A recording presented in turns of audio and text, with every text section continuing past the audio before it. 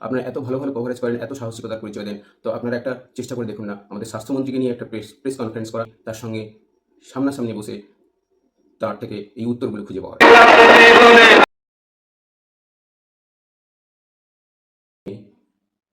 আমি জার্নালিস্টদের এবং সমস্ত নিউজ চ্যানেলকে একটা রিকোয়েস্ট করব, আপনারা তো সাহস করে অনেক জায়গায় পৌঁছে যান, যেটা গিয়ে আপনারা খবর করেন, যেটা মানুষ ভাবতে পারে না। আপনারা তো অনেক ঝুঁকি নেন, অনেক কিছু রিস্ক নিয়ে আপনারা অনেক খবর করেন এবং অনেক সাহসিকতার পরিচয় দিয়ে আপনারা অনেক ভালো ভালো কভারেজ করেছেন। তো আপনাদেরকে আমি একটা রিকোয়েস্ট করব, সমস্ত জার্নালিস্ট এবং নিউজ চ্যানেলকে, যে আপনারা আমাদের স্বাস্থ্যমন্ত্রীকে খালি কয়েকটা প্রশ্ন জিজ্ঞাসা করতে পারবেন তার, এবং উনি যেন সেই কটা প্রশ্নের ঠিকঠাক উত্তর দেন। প্রথম প্রশ্ন, যখন আরজি করে ডক্টর অভয়া যিনি মারা গেলেন বা ওনাকে আত্মহত্যা বলা হলো, কেন এটাকে প্রথমে আত্মহত্যা বলা হলো এবং কী কারণে আত্মহত্যা বলা হলো? সেকেন্ড, যখন মার্ডার বা রেপ এটা জানা গেল, তখন কর্তৃপক্ষ থেকে এফআইআর কেন করা হলো না এবং তার ইনভেস্টিগেশন কেন সঙ্গে সঙ্গে শুরু হলো না?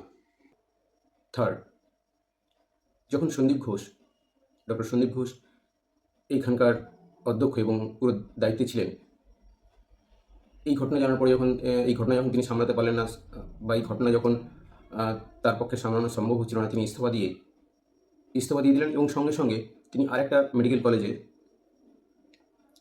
প্রিন্সিপাল পদে কিছুক্ষণের মধ্যে কেন নিযুক্ত হলেন? চতুর্থ প্রশ্ন, যখন আত্মহত্যাই হোক আর মার্ডার হোক যাই হোক, তার ফ্যামিলিকে, তার বাবা মাকে তার ডেড বডিটা কেন দেওয়া হলো না? প্রশ্ন 5,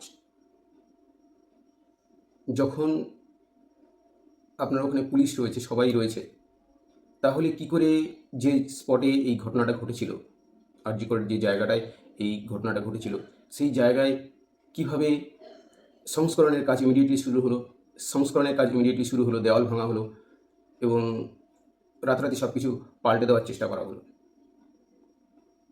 তার সঙ্গে এটাও বলবো যে আমাদের রাজ্যের পুলিশ এত সক্রিয়, এত অ্যাক্টিভ, এত ভালো প্রোটেকশন দেয় আমাদের